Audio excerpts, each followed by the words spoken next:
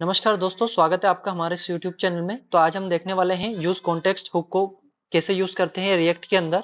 तो बात करते हैं सबसे पहले इसकी डेफिनेशन की। So useContext is a way for react components to access data that is shared across the component tree without having to pass it down through props. तो generally हम एक एप्लीकेशन में क्या करते हैं कि हमारे पास एक पेरेंट कंपोनेंट है और हमारे पास उसके अंदर मल्टीपल चाइल्ड कंपोनेंट्स हो सकते हैं। तो अगर हमें पेरेंट्स कंपोनेंट से चाइल्ड कंपोनेंट में अगर डेटा ले जाना है तो उसके लिए हम एज अ प्रोप्स पास करते हैं। पहले पेरेंट्स कंपोनेंट से फर्स्ट चाइल्ड कंपोनेंट, और उस चाइल्ड कंपोनेंट से अगर उसके नेस्टेड एक और चाइल्ड कंपोनेंट है तो उसमें हम प्रोप्स एज अ पास करते हैं।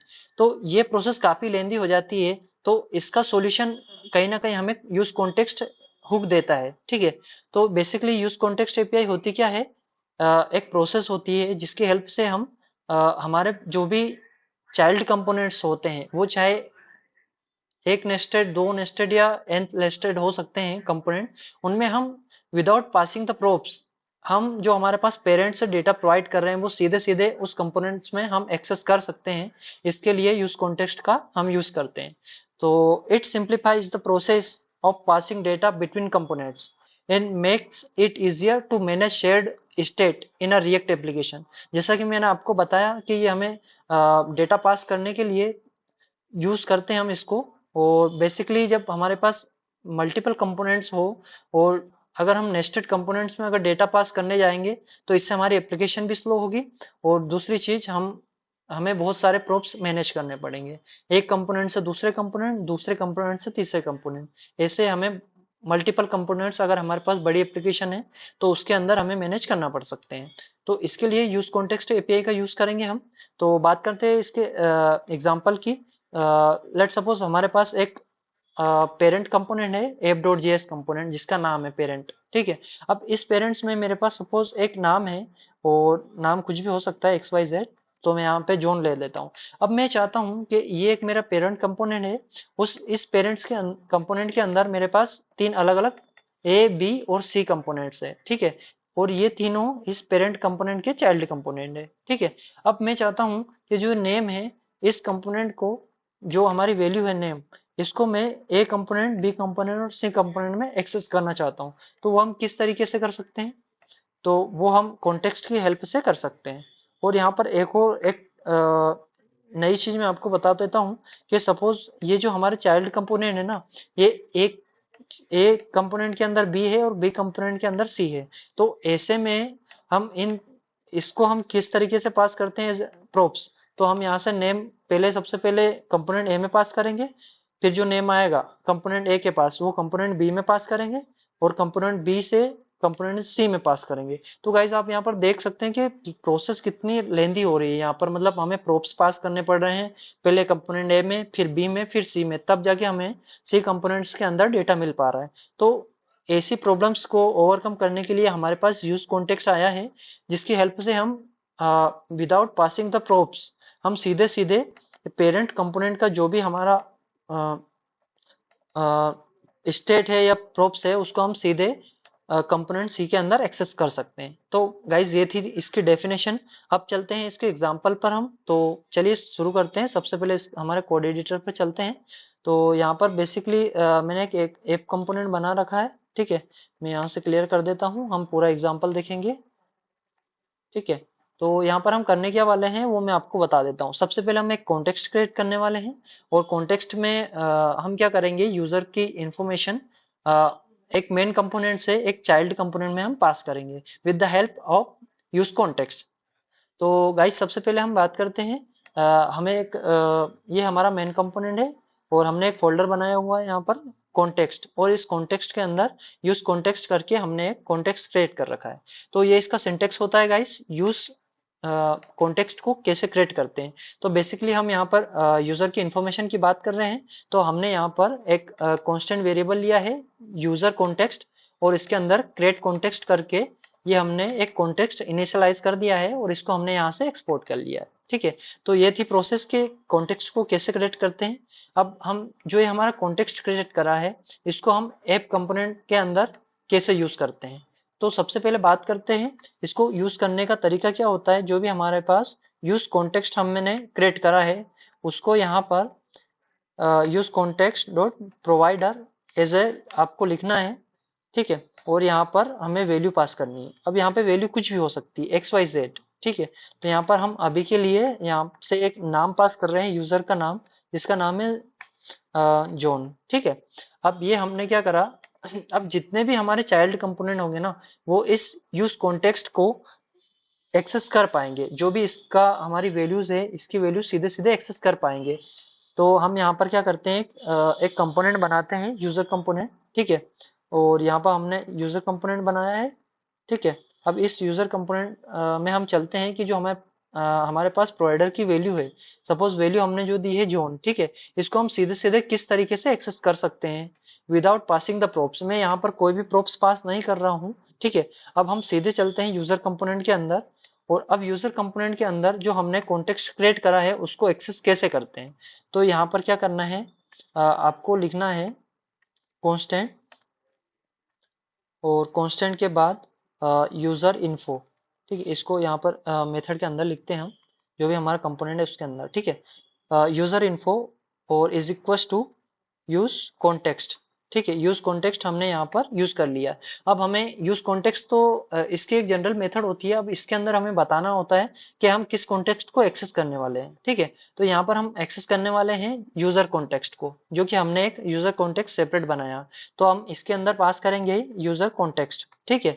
तो इससे क्या होगा, जो भी यूजर कॉन्टेक्स्ट के अंदर जो हमारी वैल्यूज है वो सब हमें यहाँ पर यूजर इन्फो के अंदर मिल जाएगी, ठीक है। तो यूजर इन्फो को हम कर लेते हैं नेम, क्योंकि हमारे पास अभी सिंगल वैल्यूज है, ठीक है। अब इस यूजर की वैल्यू हम क्या कर रहे हैं, यहाँ पर प्रिंट करवा रहे हैं, ठीक है। तो अब अगर हम इस प्रोग्राम को रन करते हैं तो हमारा क्या आउटपुट आएगा वो हम देखते हैं हमारे ब्राउजर पर, ठीक है। ये हमारा कोड रन हो रहा है,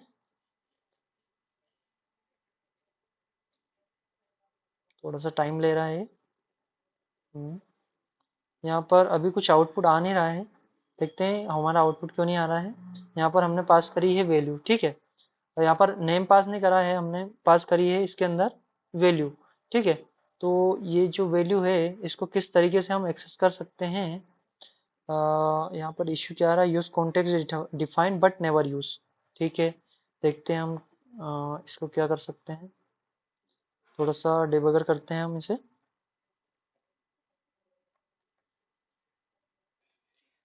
ओके गाइस, तो यहाँ पर हमें यूजर कंपोनेंट पास करना था, हमने यहाँ पर यूजर कांस्टेंट पास कर रखा है, इस कारण से हमें कुछ आउटपुट दिखाई नहीं दे रहा था। तो इसके लिए हम यहाँ पे क्या करते हैं, यूजर कंपोनेंट, यूजर कंपोनेंट हमने यहाँ पर इंपोर्ट करा, ठीक है। अब इसको अगर हम रन करें तो यहाँ पर आप देख सकते हैं जोन, जोन यहाँ पर जिस भी बंदे का हम यहाँ से वैल्यूज पास कर रहे हैं। अब इसका नाम अगर हम कुछ भी दे सकते हैं, माय नेम इज जोन, ठीक है। इस तरीके से हम यहाँ पर इसको एक्सेस कर पा रहे हैं, ठीक है। तो अब ये जितने भी कंपोनेंट्स यहाँ पर हम बना सकते हैं, सपोज यहाँ पर ये तो मेरा एक यूजर कंपोनेंट था, ठीक है। अब यूजर कंपोनेंट से मुझे एक और कंपोनेंट एक्सेस करना है यूजर कंपोनेंट के अंदर, ठीक है। मैंने एक और कंपोनेंट बनाया, एज कंपोनेंट, ठीक है, एज कंपोनेंट, ठीक है। अब एक एज कंपोनेंट हम बनाते हैं यहाँ पर, एक एज कंपोनेंट और बना लेते हैं similar to the user component, ठीक है। इसका नाम हम रखते हैं एज कंपोनेंट, एज कंपोनेंट, ठीक है। अब एज कंपोनेंट हमने यहाँ पर बनाया है एज कंपोनेंट, और यहाँ पर भी इसकी वैल्यूज हम करते हैं एज कंपोनेंट, ठीक है। अब इसके अंदर में अगर मुझे जो हमारे पास ऐप कंपोनेंट का जो भी हमारा प्रोवाइडर है, इसकी वैल्यू अगर हमें यहाँ से सपोज मैं एज पास करता हूँ, एज इज इक्वल टू सीधे सीधे एज लिख लेते हैं, सो 20, ठीक है। तो इसको अगर मैं यहाँ पर, अब मैं यहाँ पर क्या कर रहा हूँ, मेरे पास एक यूजर कंपोनेंट है, और यूजर कंपोनेंट के अंदर हमारे पास एक और कंपोनेंट है जिसका नाम एज कंपोनेंट है। अब मैं चाहता हूँ कि जो भी हमारा एक पेरेंट कंपोनेंट है, यहाँ से एज जो हमने यहाँ पर दी है वो सीधे सीधे एज कंपोनेंट के अंदर हमें मिल जाए, ठीक है। तो यहाँ पर हम क्या करने वाले हैं, एज एज यहाँ पर इसके निकालने वाले हैं, ठीक है। Age is equal to this. तो बेसिकली हमने यहाँ पर करा क्या है कि हमें सबसे पहले वही यूज कॉन्टेक्स्ट करना है, और जो भी हमारी कॉन्टेक्स्ट हमने बनाई है उसको एक्सेस करना है, और उसके अंदर जो भी वेरिएबल्स होते हैं वो हम यहाँ पे इस तरीके से एक्सेस कर सकते हैं। तो यहाँ पर मैं लिख रहा हूँ अभी के लिए माई एज इज दिस, ठीक है। तो अब इसको अगर हम रन करते हैं यहाँ पर दे रहा है age component is not defined, ठीक है। एज कंपोनेंट हमने डिफाइन कर दिया है, एज कंपोनेंट ठीक है, इसको हम यहाँ पे इंपोर्ट भी करना होगा, ठीक है। तो ये हमने यहाँ पर इंपोर्ट कर लिया है। वो बाकी की चीज़ें मैं यहाँ से एक्स्ट्रा चीज़ें रिमूव कर देता हूँ। ये भी यहाँ पर अभी हम यूज़ नहीं कर रहे हैं, सीधे हम यूज़र एज कंपोनेंट में हमें एक्सेस करना है। तो यहाँ से हमने पेरेंट से चाइल्ड और चाइल्ड से एक और चाइल्ड, उस कंपोनेंट में सीधे हमें यहाँ पर एज मिल गई है, ठीक है। My age is 20। तो गाइस ये था हमारा आज का ट्यूटोरियल, जिसमें हमने देखा कि यूज कॉन्टेक्स्ट को किस तरीके से हम as a props without passing nested component, हम सीधे जिस भी कंपोनेंट में हमें एक्सेस करना है, जो भी हमारे पास मेन वैल्यूज है, वो हम सीधे सीधे उस कंपोनेंट में एक्सेस कर सकते हैं विदाउट यूजिंग और विदाउट पासिंग द प्रॉप्स, ठीक है।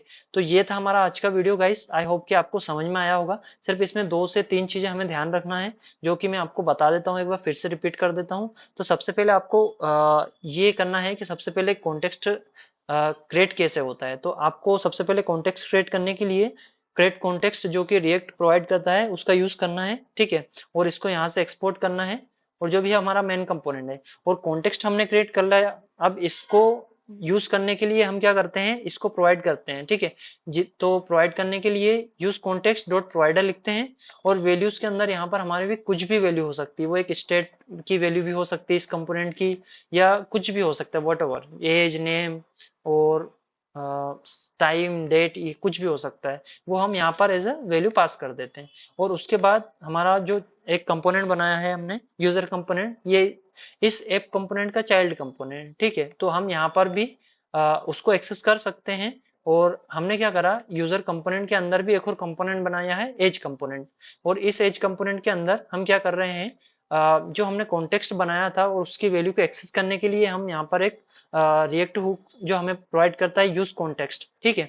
इस यूज कॉन्टेक्स्ट का यूज करके हम जो भी हमने कॉन्टेक्स्ट क्रिएट करा है उसको हम सीधे सीधे एक्सेस कर सकते हैं। तो जैसे कि आप यहाँ देख सकते हैं, मैं एज यहाँ पर एक्सेस कर पा रहा हूँ, ठीक है। तो आपने यहाँ पर देखा था कि माई एज इज 20, और ये एज हम कहाँ से पास कर रहे हैं, ये हम पेरेंट कंपोनेंट से पास कर रहे हैं, और सीधा हम थर्ड वन चाइल्ड कंपोनेंट में एक्सेस कर पा रहे हैं। तो गाइज ये था आज का हमारा वीडियो कि यूज कॉन्टेक्स्ट को किस लिए यूज करते हैं और इसका क्या यूज होता है और इसको किस तरीके से इंप्लीमेंट करते हैं। तो आई होप सो गाइज कि आपको ये वीडियो पसंद आया होगा। Please like, share and subscribe my YouTube channel. Thanks for watching.